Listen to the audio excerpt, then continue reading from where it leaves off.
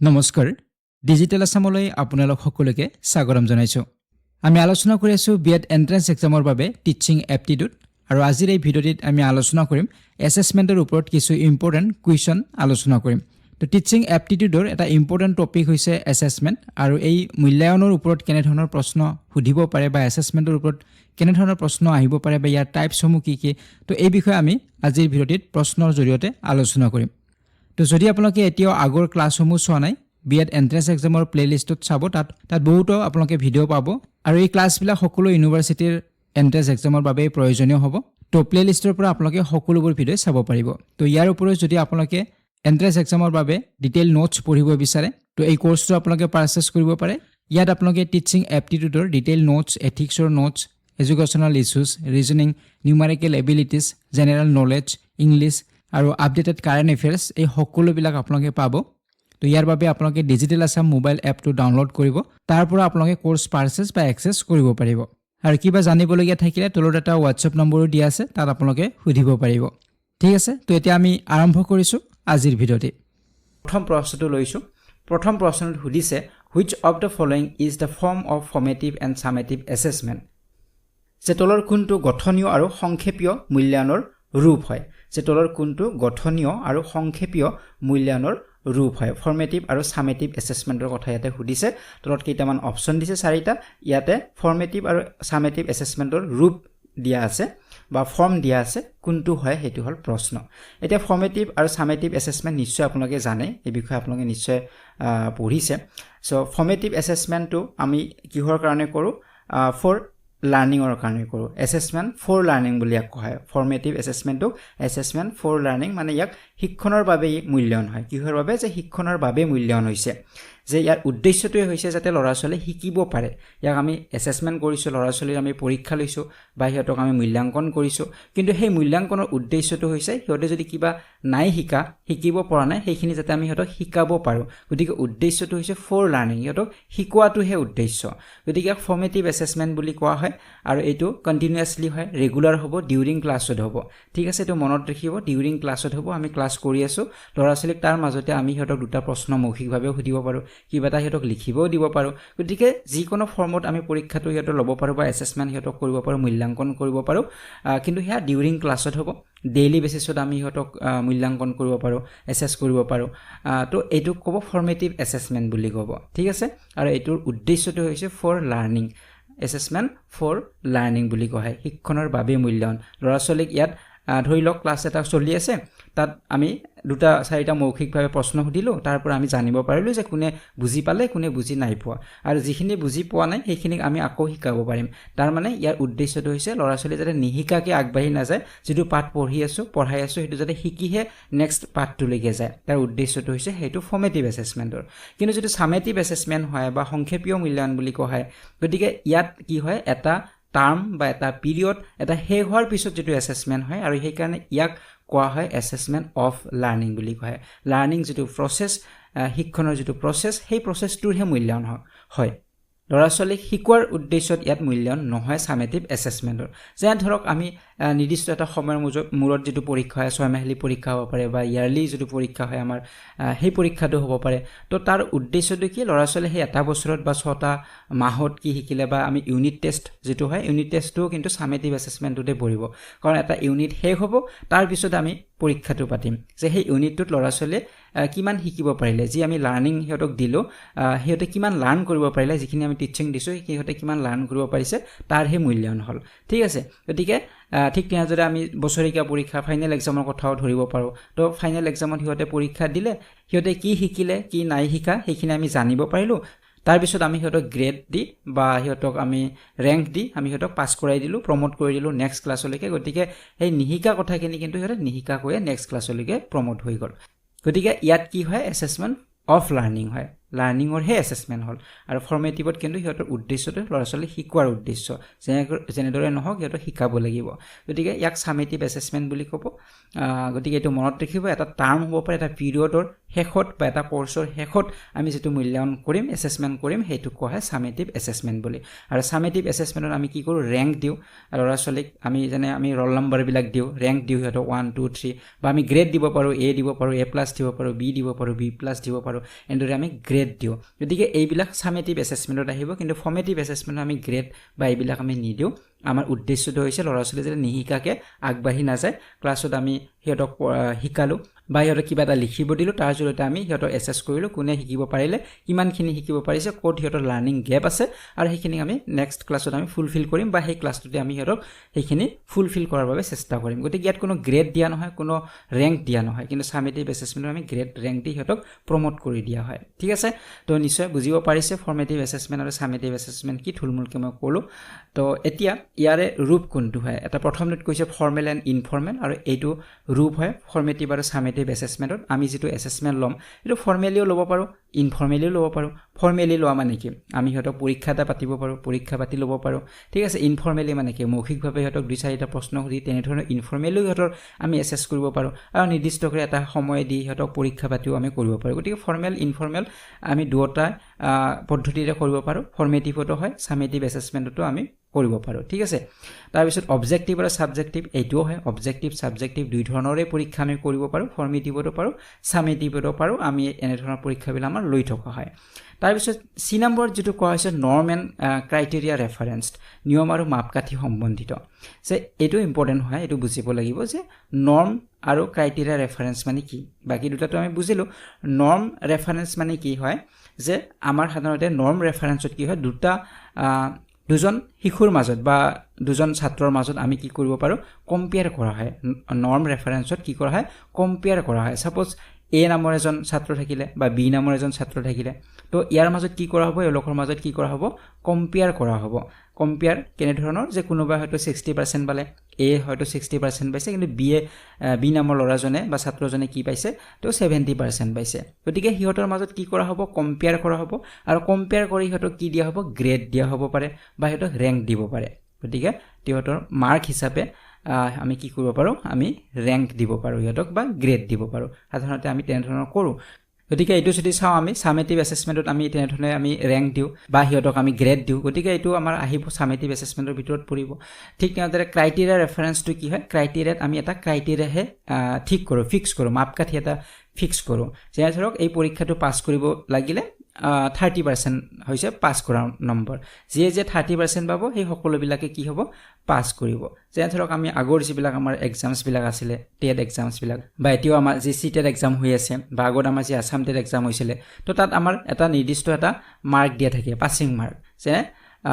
General যেটো হয় candidate বিলাকৰ 90 যদি পায় তেনে হলে কি হ'ব তেওঁলোক পাস হ'ব গতিকে কোনোবা 90 পালেও পাস 100 পালেও পাস 120 পালেও পাস গতিকে সকলোবিলাকে কি হয় পাস হয় তাত কিন্তু কোনো গ্ৰেড দিয়া হয় নাই তাত কোনো ৰেংক দিয়া হয় নাই গতিকে হেতু আমাৰ কি হ'ব ক্ৰাইটেৰিয়া ৰেফাৰেন্স হ'ব তাত আমাৰ অকল কি দিয়া হৈছে এটা ক্ৰাইটেৰিয়া দিয়া হৈছে আৰু সেই মাপকাঠি দিয়া হৈছে সেই মাপকাঠি যে পাৰ কৰিব তেৱে কি হ'ব উত্তীৰ্ণ বা তেৱে পাস তাত কোনো ৰেংক বা তাত কোনো গ্ৰেডৰ ব্যৱস্থা নাথাকে হয় পাৰ্চেন্টেজৰ ব্যৱস্থা থাকিব পাৰে গতিকে ক্ৰাইটেৰিয়া ৰেফাৰেন্স বুলি কোৱা হয় গতিকে নৰ্মত কি থাকিব হেতু মনত ৰাখিব নৰ্মত কিন্তু আমাৰ গ্ৰেড থাকিব ৰেংক দিয়া থাকিব আৰু দুজনৰ মাজত আমাৰ কম্পেয়াৰ কৰা হ'ব শিশুবিলাকৰ দুজন বুলি নহয় শিশুসকলৰ মাজত কম্পেয়াৰ হ'ব সাধাৰণতে আমাৰ যিবিলাক কম্পিটিটিভ এক্সাম হয় সেইবিলাকতো আমাৰ নৰ্ম ৰেফাৰেন্স হয় নৰ্ম ৰেফাৰেন্স মানে কি হয় যে তাত আমাৰ পৰীক্ষা দিলো 100 নম্বৰৰ পৰীক্ষা কোনোবা 80 পালে কোনোবা 90 পালে কোনোবা 91 পালে এনেদৰে বিভিন্ন ল'ৰা-ছোৱালী পাইছে আৰু সেই অনুপাতে আমাৰ মেৰিট লিষ্ট বনোৱা হয় তাত ৰেংক দিয়া হয় গতিকে এইটো হৈছে আমাৰ নৰ্ম ৰেফাৰেন্স হয় আৰু ক্ৰাইটেৰিয়া ৰেফাৰেন্স যেটো আমি যেটো মই এক্সাম্পল দিলো আমাৰ টেট এক্সামতে আগত তেনেকুৱা আছিল যে 90 পালে পাস হয় বা ক্যাটেগৰি ওয়াইজ অলপ কম বেছি মাৰ্ক থাকে গতিকে জেনাৰেলি আমি 90 পালে পাস হয় তো সেই 90 মাৰ্ক যে পাব তেৱে পাস বেছি পালেও তেও পাস গতিকে এটো এটা ক্ৰাইটেৰিয়া ফিক্স কৰা হয় তো নিশ্চয় বুজিব পাৰিছে গতিকে এই গটেকিটা ফৰ্মেটিভ আৰু সামেটিভ এসেসমেন্টৰ ভিতৰতে পৰিব গতিকে উত্তৰ ইয়াতে হ'ব অপচন নম্বৰ ডি হ'ব অল অফ দা এভভ হ'ব ঠিক আছে তো নেক্সট কোৱেশ্চনটো লৈকে আইছো কোৱেশ্চন নম্বৰ 2 লৈকে ইয়াতে সুধিছে which of the following ideas is associated with creative assessment তো ইয়াতে সুধিছে ক্ৰিয়েটিভ এসেসমেন্টৰ কথা সুধিছে সৃজনশীল মূল্যায়নৰ সৈতে জড়িত কোনটো হয় হেতু হল প্ৰশ্ন তলৰ কোনটো সৃজনশীল মূল্যায়নৰ সৈতে জড়িত এটা ক্ৰিয়েটিভ এসেসমেন্টত কি হয় হেতু আমি চাব লাগিব যে ক্ৰিয়েটিভ এসেসমেন্ট শিক্ষক এজনে হেয়া ফিক্স কৰিব ক্ৰিয়েটিভ এছেছমেণ্টটো প্ৰভাইড কৰিব বা তেওঁ কণ্ডাক্ট কৰিব আৰু এই ক্ৰিয়েটিভ এছেছমেণ্টৰ মূল যেটো উদ্দেশ্য সেই উদ্দেশ্যটো হৈছে ছাত্ৰ ছাত্ৰীৰ এচিভমেণ্টক পৰীক্ষা কৰা হয় ছাত্ৰ ছাত্ৰী কি এচিভ কৰিলে যিকোনো এটা পাঠ হওক যিকোনো এটা লেসন হওক যিকোনো এটা কোৰ্স হওক তাত হিহঁতে কি এচিভ কৰিলে সেই এচিভমেণ্টৰ মূল্যায়ন হ'ব আৰু কেনেদৰে মূল্যায়ন হ'ব কেনেদৰে এছেছ কৰিব হেতু হ'ব তেওঁৰ যি টিচিং লাৰ্নিং যিখিনি এক্টিভিটিজ আছে সেই এক্টিভিটিজ বিলাকো ইয়াত কি হ'ব আপগ্ৰেড কৰা হ'ব বা মডিফাই কৰা হ'ব যেনে মই এটা উদাহৰণ হিচাপে আপোনাক বুজাই দিলো বুজাব বিচাৰিম যে ল'ৰা ছোৱালীক আমি শিকালো ল'ৰা ছোৱালী আমি এছেছ কৰিলো তাৰ পিছত আমি জানিব পাৰিলো যে হিহঁতৰ ক'ত কি আখোৱা আছে প্ৰতিজনৰে বেলেগ বেলেগ আখোৱা থাকিব পাৰে হয়তো আমাৰ এই টিচিং লাৰ্নিংৰ যিখিনি আমাৰ এক্টিভিটিজ আমি লৈ আছো হয়তো সেইখিনি ল'ৰা ছোৱালীৰ কাৰণে এপ্ৰোপ্ৰিয়েট হোৱা নাই গতিকে এপ্ৰোপ্ৰিয়েট হোৱা নাই কাৰণে হিহঁতে হয়তো শিকিব পৰা নাই গতিকে তেতিয়া আমি সেই টিচিং লাৰ্নিংৰ যি এক্টিভিটিজ বিলাক আমি চেঞ্জ কৰিব লাগিব সলাব লাগিব গতিকে সেইটো আমাৰ ক্ৰিয়েটিভ এছেছমেণ্টত থাকিব গতিকে শিক্ষকগৰাকীয়ে তেওঁৰ টিচিং লাৰ্নিং যিখিনি এক্টিভিটিজ থাকিব সেইখিনিও চেঞ্জ কৰিব সেইখিনিও সলনি কৰিব আপগ্ৰেড কৰিব বা টিচিং মেথড যদি আমি যি মেথডত শিকাই আছো সেই মেথডত যদি ল'ৰা ছোৱালী এপ্ৰোপ্ৰিয়েট হোৱা নাই হিহঁতে শিকিব পৰা নাই হেতু আমি ইমপ্ৰুভ কৰিব লাগিব গতিকে ইয়াত টিচিং এক্টিভিটিজ হওক টিচিং লাৰ্নিং মেটেৰিয়েলছ হওক এই সকলো বিলাককে কি কৰা হয় ইমপ্ৰুভ কৰা হয় আপগ্ৰেড কৰি ল'ৰা ছোৱালীক এছেছমেণ্ট কৰা হয় গতিকে এইটো ক্ৰিয়েটিভ এছেছমেণ্ট হয় ইয়াত নতুন নতুন সংযোজন হৈ থাকে নতুন ধাৰণাৰ সংযোগ হ'ব গতিকে ইয়াত উত্তৰ ইয়াতো অপচন নম্বৰ ডি হ'ব অল অফ দা এবভ হ'ব কাৰণ ইয়াত ষ্টাডিং ষ্টুডেণ্টছখিনি থাকিব ক্ৰিয়েটিভ এছেছমেণ্ট আমি ষ্টাডিং ষ্টুডেণ্টছৰ ওপৰত কৰিম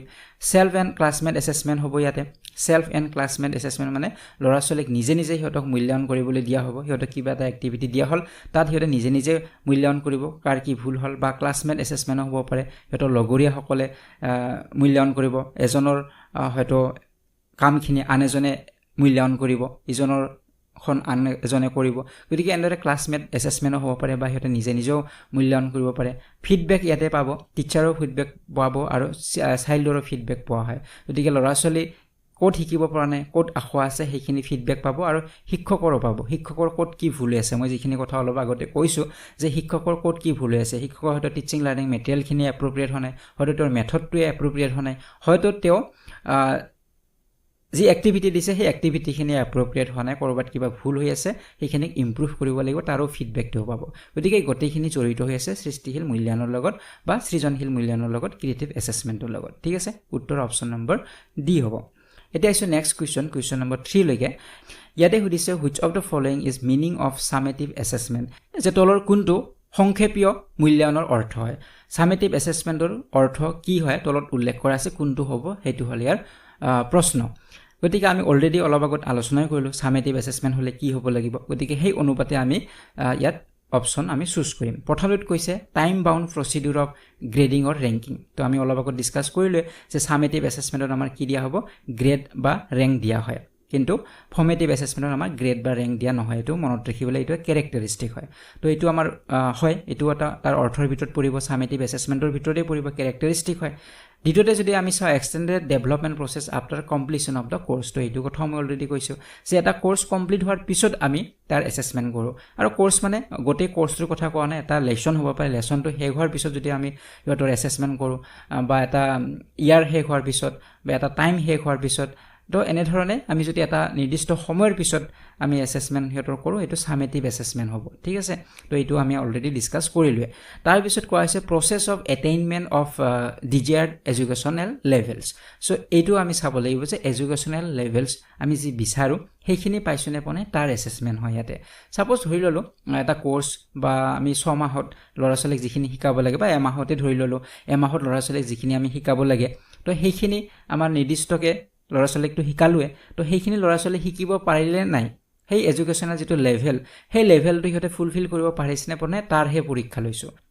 গতিকে ইয়াৰ উদ্দেশ্যটো কিন্তু ল'ৰা ছোৱালীক শিকোৱাৰ নহয় ল'ৰা ছোৱালীক যিখিনি শিকোৱা হ'ল সেইখিনি আমাৰ এডুকেশ্যনেল লেভেলৰ লগত মিলিছে নে মিলে নাই সেইটোহে আমি চোৱা ইয়াৰ উদ্দেশ্য হয় গতিকে এইটো ছামেটিভ এছেছমেণ্টৰ ভিতৰত পৰে গতিকে আমাৰ যিখিনি এটা নিৰ্দিষ্ট সময়ৰ ভিতৰত ল'ৰা ছোৱালী যিখিনি শিকাব লাগে সিহঁতে যিখিনি শিকিব লাগে সেইখিনি শিকিছে নে শিকা নাই সেইটো আমি চাওঁ যদি শিকিছে সেই হিচাপত তেওঁ ৰিজাল্ট হ'ব সেই হিচাপত তেওঁৰ ৰেংক হ'ব যিয়ে কম শিকিছে সেই হিচাপত তেওঁৰ কম ৰেংক হ'ব তেওঁ কম নম্বৰ পাব গতিকে ইয়াত ৰেংক গ্ৰেড এইবিলাক দিয়া হ'ব তেওঁলোকৰ পাৰফৰ্মেঞ্চ অনুযায়ী কিন্তু ফৰ্মেটিভ এছেছমেণ্টত সেইটো নহয় গতিকে ইয়াৰ উত্তৰ অপশ্যন নম্বৰ ডি হ'ব অল অফ দ্য এবভ হ'ব নেক্সট কুৱেশ্যনটো লৈকে আহিছোঁ কুৱেশ্যন নম্বৰ 4 ইয়াতে সুধিছে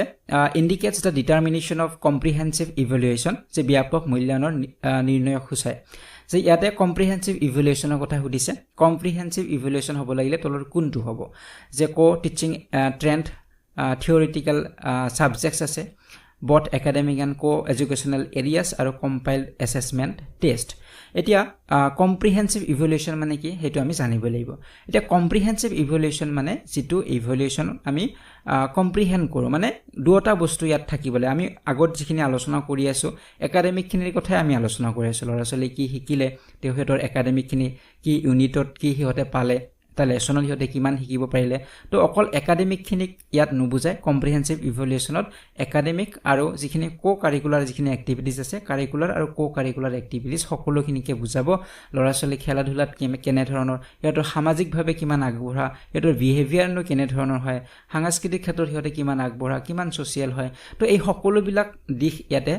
ইভ্যালুৱেট কৰা হয় মূল্যায়ন কৰা হয় লৰাছলি গতিকে কম্প্ৰিহেনচিভ বুলি কোৱা হয় দুটাই থাকিব গতিকে উত্তৰ অপচন নম্বৰ কি হ'ব ডেফিনেটলি সি হ'ব both academic and co-educational areas শৈক্ষিক আৰু সহ শৈক্ষিক দুটা ক্ষেত্ৰকে কম্প্ৰিহেনচিভ ইভ্যালুৱেশ্যনত সাঙুৰি লোৱা হয় ঠিক আছে নেক্সট কুৱেশ্যনলৈকে আহিছোঁ কুৱেশ্যন নম্বৰ 5 ইয়াতে সুধিছে which one of the following means is not appropriate for formative assessment যে তলৰ কোনটো উপায় গঠনমূলক বা গঠনীয় মূল্যায়নৰ বাবে উপযুক্ত নহয় যে তলৰ কোনটো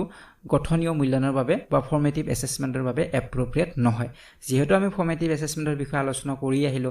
গতিকে নিশ্চয় ইয়াৰ উত্তৰটো আমি দিব পাৰিম প্ৰথমটো কৈছে এছাইন ওয়াৰ্ক ডেফিনেটলি এছাইন ওয়াৰ্কটো আমি ফৰ্মেটিভ এছেছমেন্টত দিবই পাৰো কাৰণ এছাইন ওয়াৰ্ক মানে কি লৰাছলিক যিকোনো আমি এটা ওয়াৰ্ক কামত হিহতক নিযুক্ত কৰিব পাৰো হিহতকতে আমি এটা প্ৰজেক্টটো দিব পাৰো হৰু তো হেতুৰ জৰিয়তে আমি হিহতৰ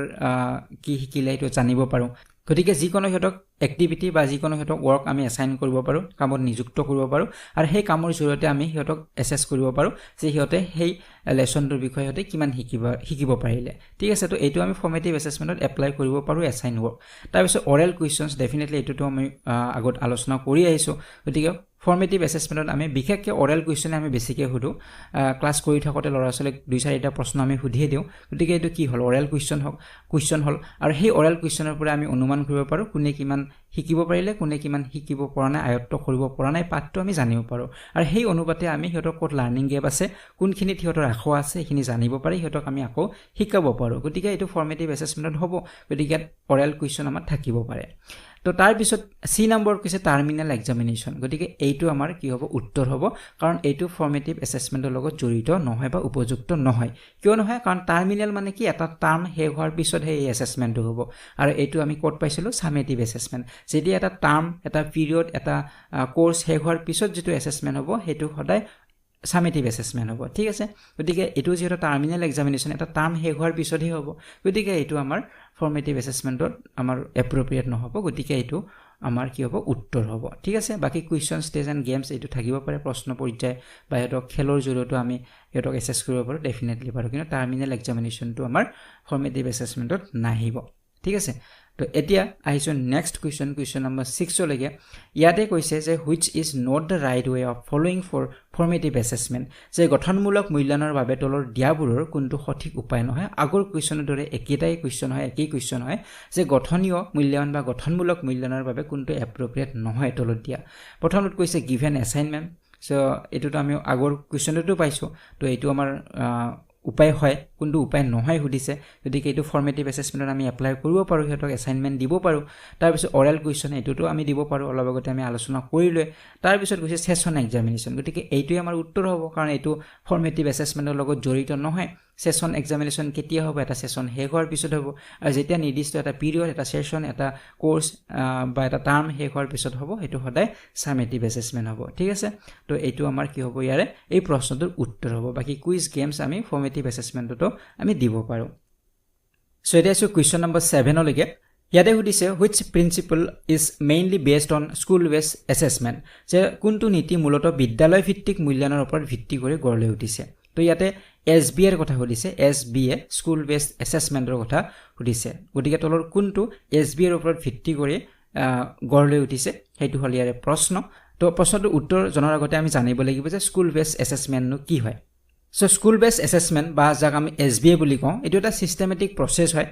আৰু ইয়াত ফুল কন্ট্ৰোল কাৰ্ড থাকে এই যেটো অ্যাসেসমেন্ট হ'ব ইয়াত ফুল কণ্ট্ৰল কাৰ থাকিব স্কুল অৰ্গেনাইজেশ্যনছ বা টিচাৰ্ছৰ থাকিব গতিকে ফুল ইয়াত কণ্ট্ৰল থাকিব স্কুল অৰ্গেনাইজেশ্যনছ বা টিচাৰ্ছৰ থাকিব গতিকে সেইকাৰণে ইয়াক স্কুল বেছড এছেছমেণ্ট বুলি কোৱা হয় আৰু ইয়াৰ জৰিয়তে টিচাৰ্ছসকলক কি কৰিব হেল্প কৰিব ষ্টুডেণ্টছৰ ইণ্ডিভিজুৱেল লাৰ্ণিঙৰ ক্ষেত্ৰত হেল্প কৰিব গতিকে ল'ৰা ছোৱালীৰ যাতে ইণ্ডিভিজুৱেল লাৰ্ণিং হয় তো তাত হেল্প কৰিব শিক্ষকসকলক ঠিক আছে তো ইয়াত কি কৰিব পাৰে এই SBAত শিক্ষকসকলক কেনেদৰে হেল্প কৰে ইয়াত হেল্প কৰিব ডায়াগন'চিং দ্য লাৰ্ণিং প্ৰব্লেমছ যে ল'ৰা ছোৱালীৰ মাজত কি লাৰ্ণিং প্ৰব্লেম আছে সিহঁতক কিয় শিকিব পৰা নাই ক'ত সিহঁতৰ আখোৱা আছে সেই প্ৰব্লেমবিলাক ডায়াগন'জ কৰিব পাৰিব পৰীক্ষা কৰিব পাৰিব এই SBAৰ জৰিয়তে গতিকে SBA স্কুল বেছ এছেছমেণ্টে শিক্ষকক সহায় কৰিব ল'ৰা ছোৱালীৰ কি লাৰ্ণিং গেপ আছে ক'ত কি লাৰ্ণিঙত প্ৰব্লেম আছে সেইখিনিক ডায়াগন'জ কৰিব পাৰিব পৰীক্ষা কৰিব পাৰিব সো তাৰ উপৰি কি কৰিব পাৰিব ইহঁতৰ যিখিনি এচিভমেণ্ট সিহঁতে কি এচিভ কৰিলে ল'ৰা ছোৱালী কি লাভ কৰিলে বা সিহঁতে কিমান শিকিব পাৰিলে তাৰ ওপৰত বেছ কৰি সিহঁতক ফাৰ্ডাৰনো সিহঁতক কেনেদৰে শিকাব পৰা যাব যে সিহঁতে এইখিনিয়ে শিকিব পাৰিলে তো এইখিনি যে শিকিছে তো ইয়াৰ ওপৰত বেছ কৰি সিহঁতক ফাৰ্ডাৰ আৰু কি শিকাব লাগিব কেনেদৰে শিকাব লাগিব তাৰ এটা তেওঁলোকে প্লেনিঙো কৰিব পাৰে গতিকে সেইটো এটা এডভান্টেজ থাকে SBAৰ স্কুল বেছ এছেছমেণ্টৰ ক্ষেত্ৰত গতিকে SBA কমপ্লিটলি বা স্কুল বেছ যিটো এছেছমেণ্টটো কমপ্লিটলি কোনে চলায় কোনে ৰান কৰে টিচাৰ্ছবিলাকে ৰান কৰে শিক্ষকসকলে ৰান কৰিব আৰু ইয়াত চিলড্ৰেনৰ লগত বা ল'ৰা ছোৱালীৰ লগত বা ষ্টুডেণ্টছসকলৰ লগত ইণ্টাৰেক্ট হ'ব সিহঁতৰ লগত ডেইলি বেচিছত ইণ্টাৰেক্ট হ'ব সিহঁতে ইয়াত সিহঁতৰ যিখিনি বুজিব পৰা নাই সেইখিনি শ্বেয়াৰ কৰিব যি বুজিব পাৰিছে সেইখিনিও শ্বেয়াৰ কৰিব গতিকে এটা ডেইলি বেচিছত সিহঁতৰ লগত ইণ্টাৰেক্ট হয় গতিকে ইয়াত কমপ্লিটলি ইয়াত টিচাৰ্ছৰ ওপৰত ডিপেণ্ড কৰিব SBA তো সেইটো আপোনালোকে মনত ৰাখিব তো ইয়াৰ ওপৰত ইয়াত ইনফৰমেশ্যন বা যি ৰিপৰ্ট পাব প্ৰগ্ৰেছ ৰিপৰ্ট বুলি ক'ব পাৰোঁ ষ্টুডেণ্টছৰ স্কলাষ্টিক আৰু ক স্কলাষ্টিক এৰিয়া দুয়োটাতে পাব কিন্তু সিহঁতৰ যিখিনি একাডেমিক যিখিনি ইনফৰমেশ্যন ল'ৰা ছাত্ৰ এজনৰ তো সেইখিনিও পাব তাৰ উপৰিও সিহঁতৰ কাৰিকুলাৰ যিখিনি বা স্কলাষ্টিক যিখিনি এৰিয়াছ থাকে নাচ গান খেলা ধূলা এই সকলোবিলাকৰে ইয়াত তেওঁলোকে ইনফৰমেশ্যনখিনি পাব শিক্ষকসকলে আৰু ইয়াৰ ওপৰত বেছ কৰি সিহঁতক ফাৰ্ডাৰ কেনেধৰণে ল'ৰাজনক বা সেই ছাত্ৰজনক আগবঢ়াই নিব পাৰিব বা তেওঁ জীৱনত আগবাঢ়িব পাৰিব সেই বিষয়ে এটা প্লেনিং কৰিব পাৰে সো নিশ্চয় থুলমূলকৈ বুজিব পাৰিছে স্কুল বেছ এছেছমেণ্টৰ বিষয়ে গতিকে ইয়াত যদি আমি অপশ্যনকেইটা চাওঁ ইয়াত কৈছে students should get good grades at any cost তো এইটোতো আমাৰ শুদ্ধ উত্তৰ নহয় কাৰণ ইয়াত স্কুল বেছ এছেছমেণ্টৰ সেইটো উদ্দেশ্য নহয় যে ভাল এটা গ্ৰেড পোৱাটো যিকোনো প্ৰকাৰে আমি ভাল গ্ৰেড পাব লাগিব সেইটো ইয়াৰ উদ্দেশ্য নহয় বিট কোৱা হৈছে the school is more efficient than external examination bodies যে ইয়াত কৈছে স্কুলখন বেছি এফিচিয়েণ্ট বুলি কৈছে যে বাহ্যিক যি পৰীক্ষা সংস্থা তাতকৈ বিদ্যালয়খন বেছি দক্ষ তো সেইটো নহয় ইয়াত কোৱা হোৱা নাই যে স্কুলবিলাক বেছি দক্ষ হয় এক্সটাৰ্নেল এক্সামিনেশ্যন বডি যিবিলাক থাকিব তাতকৈ যে স্কুল বেছি দক্ষ সেইটো কথাও ইয়াত কোৱা হোৱা নাই চিট যদি চাওঁ আমি assessment should be very economical যে মূল্যায়ন অতি অৰ্থনৈতিক হ'ব লাগে মানে ইকনমিকেল হ'ব লাগে কম খৰচত বা কম পইচাতে হ'ব লাগিব তেনেধৰণৰ নহয় এইটো ইয়াৰ উদ্দেশ্য নহয় ডিড যিটো কৈছে সেইটো আমাৰ উত্তৰ হয় ইয়াত কৈছে যে teacher know better of their learners abilities as compared to external examiners যে এক্সটাৰ্নেল যি এক্সামিনাৰ আহিব তেওঁলোকতকৈ টিচাৰ্ছসকলে বেছি জানে লাৰ্ণাৰ্ছৰ এবিলিটিবিলাকৰ বিষয়ে যে কোনজন লাৰ্ণাৰৰ কি এবিলিটি আছে কোনজন ছাত্ৰৰ কি এবিলিটি আছে কি সিহঁতৰ পাৰদৰ্শিতা আছে কিমানখিনি পাৰে কোনজন ছাত্ৰই কিমানখিনি জানে কি শিকিব পাৰিছে সিহঁতৰ কি এবিলিটিছ আছে ক্ষমতা আছে দক্ষতা আছে সেইখিনি এজন শিক্ষকে বেছি ভালদৰে জানিব এক্সটাৰ্নেল এক্সামিনাৰ্ছবিলাকতকৈ গতিকে ডেফিনেটলি এজন এক্সটাৰ্নেল যি এক্সামিনাৰ্ছ আহিব তেওঁ এদিনৰ বাবে আহিব গতিকে তেওঁৰ বেকগ্ৰাউণ্ড নাজানে বা তেওঁৰ আগৰ হিষ্ট্ৰী নাজানে লাৰ্ণিং হিষ্ট্ৰী বা প্ৰিভিয়াছ নলেজ কি আছে এইবিলাক একো নাজানে গতিকে সেইকাৰণে তেওঁতকৈ বেটাৰ শিক্ষকজনে জানিব গতিকে সেইটো স্কুল বেছ এছেছমেণ্টৰ লগত ইয়াত জড়িত হয় তো ইয়াত উত্তৰ হ'ব অপশ্যন নম্বৰ ডি হ'ব তো এতিয়া আছোঁ নেক্সট কুৱেশ্যন নম্বৰ 8লৈকে ইয়াতে সুধিছে which of the following is not a formal assessment so ইয়াতে সুধিছে যে তলৰ কোনটো আনুষ্ঠানিক মূল্যায়ন নহয় কোনটো ফৰ্মেল এছেছমেণ্ট নহয় তো আমি ফৰ্মেল আৰু ইনফৰ্মেল এছেছমেণ্ট প্ৰথম কুৱেশ্যনটোতে আমি আলোচনা কৰিছিলোঁ যে ফৰ্মেল হ'ব লাগিলে যিবিলাক এছেছমেণ্ট আমি ফৰ্মেলি কৰোঁ সেইটো আমাৰ ফৰ্মেটিভ এছেছমেণ্টত থাকিব পাৰে আৰু ছামেটিভ এছেছমেণ্টতো আমি ফৰ্মেল এছেছমেণ্ট কৰিব পাৰোঁ ঠিক আছে তো ফৰ্মেল এছেছমেণ্ট মানে যিটো আমি ফৰ্মেলি আনুষ্ঠানিকভাৱে যিটো কৰোঁ যেনে ধৰক ইয়াত এছাইনমেণ্টৰ কথা কৈছে পেপাৰৰ কথা কৈছে কুইজৰ কথা কৈছে ডিছকাশ্যনৰ কথা কোৱা হৈছে গতিকে কোনটো নহয় সুধিছে এছাইনমেণ্টটো যদি চাওঁ ডেফিনেটলি এইটো এটা ফৰ্মেল এছেছমেণ্ট হয় ল'ৰা ছোৱালীক আমি এটা এছাইনমেণ্ট দিব পাৰোঁ সিহঁতক আমি গ্ৰুপ বনাই দিব পাৰোঁ গ্ৰুপত সিহঁতক বেলেগ বেলেগ টপিক দিলোঁ তাৰ ওপৰত সিহঁতক এছাইনমেণ্ট দিব পাৰোঁ গতিকে তেনেধৰণে আমি সিহঁতক দিব পাৰোঁ ইয়াৰ অৰ্থ কি হ'ব এইটো ডেফিনেটলি ফৰ্মেল হ'ব এটা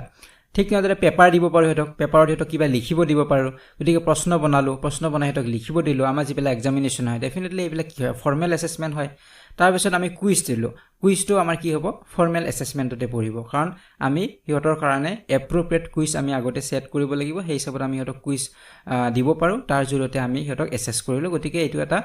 ফৰ্মেল এছেছমেণ্ট দিয়া হয়। কিন্তু যিটো ডিছকাশ্যন হ'ব, ডিছকাশ্যনটো কিন্তু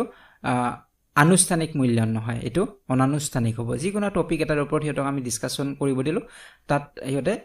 নিজৰ নিজৰ মনৰ ভাৱবিলাক সিহঁতে প্ৰকাশ কৰিব পাৰিব, ক'ব। গতিকে এইটো আনুষ্ঠানিক নহয়, অনানুষ্ঠানিক হয়, ইনফৰ্মেল হ'ব। কিন্তু ফৰ্মেল বুলি ক'লে আমাৰ যিকোনো আমি যিবিলাক ফৰ্মেলি আমি যিবিলাক এক্সাম কৰিম, তো সেইবিলাক আমাৰ ফৰ্মেল এছেছমেণ্টত পৰিব। আমি মৌখিক যদি প্ৰশ্ন যদি থাকে, ইয়াতে অৰেল কুৱেশ্যনৰ কথা ইয়াত নাই, যদি অৰেল থাকে সেইটো কিন্তু আমাৰ ইনফৰ্মেল হ'ব, এইটো ফৰ্মেল নহয়। মৌখিকভাৱে মোৰ মনত যি আহিছে ল'ৰা ছোৱালীক আমি প্ৰশ্ন সুধিব পাৰোঁ। গতিকে ডিছকাশ্যনটো ঠিক তেনেধৰণৰ নহয়, এইটো ইনফৰ্মেল হয়। আৰু ফৰ্মেল কুইজ, পেপাৰ, এছাইনমেণ্ট এইবিলাক হৈছে ফৰ্মেল এছেছমেণ্ট হ'ব। ঠিক আছে, তো ইয়াৰ উত্তৰ হ'ব অপশ্যন নম্বৰ ডি হ'ব। তো এতিয়া আহিছোঁ কুৱেশ্যন নম্বৰ 9লৈকে। ইয়াতে সুধিছে the most important method of evaluation is, যে মূল্যায়নৰ আটাইতকৈ গুৰুত্বপূৰ্ণ পদ্ধতিটো হ'ল, যে মূল্যায়নৰ গুৰুত্বপূৰ্ণ পদ্ধতি কোনটো হ'ব পাৰে। তো বহুতকেইটা পদ্ধতি আছে, ইয়াৰ ভিতৰত আটাইতকৈ গুৰুত্বপূৰ্ণ পদ্ধতি কোনটো হ'ব। তো অপশ্যন আছে continuous and comprehensive evaluation, conducting objective session and exams, maintaining the cumulated records of students and session based evaluation. তো ইয়াৰ উত্তৰটো হ'ব অপশ্যন নম্বৰ এ হ'ব, কণ্টিনিউছ এণ্ড কম্প্ৰিহেনচিভ ইভেলুৱেশ্যন, যাক আমি CCE বুলি জানো। CCE that means continuous and comprehensive evaluation. তো এইটো আটাইতকৈ গুৰুত্বপূৰ্ণ পদ্ধতি হয়। কাৰণ কিয়, কাৰণ এই যিটো ইভেলুৱেশ্যন CCE এইটো কণ্টিনিউৱাছলি হ'ব। কণ্টিনিউৱাছলি মানে নিৰন্তৰভাৱে বা অবিৰতভাৱে হ'ব, সদায় হ'ব, ডেইলি ক্লাছত হ'ব, ডিউৰিং ক্লাছত সিহঁতৰ এছেছমেণ্ট হ'ব, যিটো আমি ফৰ্মেটিভ এছেছমেণ্টত পাইছিলোঁ। গতিকে কণ্টিনিউৱাছলি হ'ব লাগিব, এনেধৰণৰ নহয় যে এমাহৰ মূৰত, 6 মাহৰ মূৰত, 3 মাহৰ মূৰত, তেনেধৰণৰ নহয়। ইয়াত কণ্টিনিউৱাছলি হ'ব লাগিব, ডিউৰিং ক্লাছত এছেছমেণ্ট হ'ব লাগিব। গতিকে ইয়াক কণ্টিনিউৱাছ বুলি কোৱা হৈছে। আৰু কম্প্ৰিহেনচিভ ইভেলুৱেশ্যন, যাক সামগ্ৰিক মূল্যায়ন বুলি কোৱা হয়। তো কম্প্ৰিহেনচিভ ইভেলুৱেশ্যনৰ বিষয়ে আমি আগৰ এটা প্ৰশ্ন পাইছিলোঁ, য'ত আমি আলোচনা কৰিছিলোঁ যে কাৰিকুলাৰ আৰু কো কাৰিকুলাৰ দুয়োটা ইয়াতে দিশ চোৱা হ'ব। অকল সিহঁতে কাৰিকুলাৰ বা সিহঁতৰ একাডেমিকটোৱে চোৱা নহ'ব, একাডেমিকৰ লগতে সিহঁতৰ কো কাৰিকুলাৰ এক্টিভিটিছখিনিও বা স্কলাষ্টিক আৰু কো স্কলাষ্টিক দুয়োটা এক্টিভিটিছ চোৱা হ'ব, ইয়াতে ইভেলুৱেট কৰা হ'ব। ল'ৰা ছোৱালী অকল যে একাডেমিকটোৱে চোৱা হৈছে আৰু সেই হিচাপত সিহঁতক গ্ৰেড দিয়া হৈছে তেনেধৰণৰ নহয়, ইয়াত দুয়োটা। গতিকে সামগ্ৰিক দিশটো চোৱা হয়, এজন ব্যক্তিৰ, এজন ছাত্ৰৰ সামগ্ৰিকভাৱে সিহঁত কিমানখিনি আগবাঢ়িছে সেইটো ইভেলুৱেট কৰা হয়। গতিকে কণ্টিনিউৱাছলি হ'ব লাগিব আৰু কম্প্ৰিহেনচিভ ইভেলুৱেশ্যন হ'ব লাগিব। গতিকে এই মেথডটো মষ্ট ইম্পৰ্টেণ্ট মেথড হয় ইভেলুৱেশ্যনৰ। ঠিক আছে, বাকীকেইটা যি ইয়াত ছেশ্যন এক্সামৰ কথা কৈছে, অবজেক্টিভ ছেশ্যনৰ কথা কৈছে, একিউমুলেটেড ৰেকৰ্ডছৰ কথা কোৱা হৈছে, বা ছেশ্যন বেছ ইভেলুৱেশ্যনৰ কথা কোৱা হৈছে। তো এইবিলাকত এজন ব্যক্তিৰ, এজন ছাত্ৰৰ কম্প্ৰিহেনচিভ দিশটো তাত পোৱা নাযায়। সেই ছাত্ৰজনৰ সকলো দিশৰে তাত ইভেলুৱেট কৰা নহয়। ঠিক আছে, তো সেইকাৰণে যিহেতু ল'ৰা ছোৱালীক আমি কম্প্ৰিহেনচিভ ইভেলুৱেট কৰিব লাগিব, সামগ্ৰিক সিহঁতৰ বিকাশ কিমান হৈছে এইটো জানিব লাগিব। তো সেইটো কাৰণে CCEটো হৈছে আটাইতকৈ গুৰুত্বপূৰ্ণ হয়। ঠিক আছে, চ' এতিয়া আছোঁ কুৱেশ্যন নম্বৰ 10লৈকে। ইয়াতে সুধিছে which type of evaluation focuses on the identification of deficiencies and difficulties of the learner, যে কোন ধৰণৰ মূল্যায়নে শিক্ষাৰ্থীৰ অভাৱ আৰু অসুবিধা চিনাক্তকৰণৰ ওপৰত গুৰুত্ব আৰোপ কৰে। গতিকে কেনেধৰণৰ মূল্যায়ন হ'ব, যিয়ে শিক্ষাৰ্থীৰ অভাৱখিনি বা কি অসুবিধা আছে সেইখিনি চিনাক্ত কৰাৰ ওপৰত গুৰুত্ব আৰোপ কৰে। গতিকে অপশ্যনত আছে ছামেটিভ evaluation, follow' up evaluation, diagnostic evaluation আৰু ক্ৰাইটেৰিয়ন ৰেফাৰেঞ্চড ইভেলুৱেশ্যন। গতিকে ছামেটিভৰ বিষয়টো আমি জানিলোৱে, বা ক্ৰাইটেৰিয়ন ৰেফাৰেঞ্চড ইভেলুৱেশ্যনৰ বিষয়ে আমি আলোচনা কৰিলোঁ। গতিকে ইয়াত উত্তৰটো হ'ব অপশ্যন নম্বৰ চি হ'ব, ডায়েগনষ্টিক ইভেলুৱেশ্যন বুলি কোৱা হয়। যে ইয়াত কি কৰা হয়, ডায়েগন'জ কৰা হয়। ডায়েগনষ্টিক ইভেলুৱেশ্যনত কি কৰা হয়, ডায়েগন'জ কৰা হয়, ল'ৰা ছোৱালীৰ ক'ত আসোঁৱাহ আছে সেইটো বিচাৰ কৰা হয়। এতিয়া ল'ৰা ছোৱালীৰ আসোঁৱাহ আছে, ল'ৰা ছোৱালীয়ে শিকিব পৰা নাই, জাষ্ট আমি সেইটো যদি জানো, তেনেহ'লে তাত আমি যে ৰিমেডিয়েল টিচিং সিহঁতক দিম বা সিহঁতৰ আসোঁৱাহখিনি যে দূৰ কৰিব লাগিব, গতিকে সেইখিনি কৰাৰ বাবে আমি এপ্ৰপ্ৰিয়েটলি জানিব লাগিব যে সিহঁতৰ ক'ত অসুবিধা হৈ আছে। গতিকে সেই অসুবিধাখিনি আমি পৰীক্ষা কৰিব লাগিব। এতিয়া ধৰক আমাৰ বেমাৰ হৈছে, আমাৰ গাটো বেয়া লাগি আছে, অসুস্থ মই, কিন্তু ডক্টৰৰ ওচৰত গ'লে ডক্টৰজনে সেয়া পৰীক্ষা কৰিব, ডায়েগন'জ কৰিব যে মোৰ আচলতে ৰোগ ক'ত হৈছে, কি ৰোগ হৈছে পৰীক্ষা কৰিব। তাৰপিছত সেই অনুপাতে তেওঁ কি মেডিচিন দিব। এতিয়া গা বেয়া বুলি আমি যিকোনো মেডিচিনটো খালে আমাৰ কামত নাহিব। ঠিক তেনেদৰে এটি শিশুৰ যে লাৰ্ণিং গেপ আছে বা আসোঁৱাহ আছে, আসোঁৱাহটো ক'ত আছে কিমানখিনি আখৰ আছে সেইখিনি আমি পৰীক্ষা কৰিব লাগিব আৰু তাৰ বাবে যেটো ইভালুৱেশ্যন কৰা হয় হেতুকে ডায়াগনষ্টিক ইভালুৱেশ্যন বুলি কোৱা হয় ঠিক আছে নিশ্চয় বুজিব পাৰিছে গতিকে আমাৰ ইভালুৱেশ্যন যিবিলাক ইনষ্ট্ৰাকচন কেনেদৰে দিয়া হয় তাৰ ওপৰত বেছ কৰি ভাগ কৰা হয় সামেটিভ ইভালুৱেশ্যনো আছে আমাৰ ঠিক তেনেদৰে প্লেচমেণ্ট ইভালুৱেশ্যন আছে প্লেচমেণ্ট ইভালুৱেশ্যনত আমাৰ কি হয় যে যেটো টিচিং লাৰ্নিং প্ৰসেছ হেতু আৰম্ভ হোৱাৰ আগতে ইয়াৰ ইভালুৱেশ্যনটো কৰা হয় ইয়াত কি কৰা হ'ব যে সেই শিশুটিৰ প্ৰিভিয়াছ নলেজ কিমান আছে অলৰেডি হিহঁতে কিমান কথা জানি আহিছে কিমান কথা হিহঁতে জানে প্ৰিভিয়াছ নলেজ হিহঁতৰ কিমান আছে সেইখিনি পৰীক্ষা কৰা হয় গতিকে তাৰ ওপৰত বেছ কৰি তেতিয়া কি হ'ব যেতিয়া এই প্লেচমেণ্ট ইভালুৱেশ্যন কৰিব তাৰ ওপৰত বেছ কৰি হিহঁতক টিচিং লাৰ্নিং এক্টিভিটিজ বিলাক হিহঁতক কি দিব লাগিব হেতু অনুমান কৰিব পাৰে শিক্ষকগৰাকী গতিকে এজন ছাত্ৰৰ ইমানখিনিয়ে নলেজ আছে প্ৰিভিয়াছ গতিকে সেই অনুপাতে তেওঁ প্ল্যান কৰিব সেই অনুপাতে তেওঁ টিচিং লাৰ্নিং এক্টিভিটিজ বিলাক ইয়াক তেওঁক দিব পাৰিব টিচিং লাৰ্নিং এক্টিভিটিজ বিলাক তেওঁক দিব পাৰিব গতিকে হেতু প্লেচমেণ্ট ইভালুৱেশ্যন হয় ইয়াতে যেটো ফলো আপ ইভালুৱেশ্যনৰ কথা কোৱা হৈছে ফলো আপ ইভালুৱেশ্যনটো হৈছে একেবাৰে সহজে ফলো আপ কৰি যোৱা হয় শিশুটি কি শিকিব পাৰিলে সেইখিনি গোটেই ইনফৰমেশ্যনখিনি গেদাৰ কৰা হয় তাৰ পিছত আকৌ আছে তো সেইখিনি প্ৰিভিয়াছ যিখিনি হিহঁতৰ কাম হিহঁতে কৰিলে বা প্ৰিভিয়াছ যিখিনি হিহঁতে ৱৰ্ক কৰিলে বা এক্টিভিটি কৰিলে সেইখিনি আকৌ ৰিইভালুৱেট কৰা হ'ব পুনৰ মূল্যায়ন কৰা হ'ব গতিকে হিহঁতে তাৰ পৰা হিহঁতৰ কিমানখিনি আৰু বেনিফিট হ'ল কিমান শিকিলে সেইখিনিকো ফলো কৰা হয় গতিকে এনেদৰে ফলো আপ কৰা হয় এই ইভালুৱেশ্যনটো গতিকে ইয়াক ফলো আপ ইভালুৱেশ্যন বুলি কোৱা হয়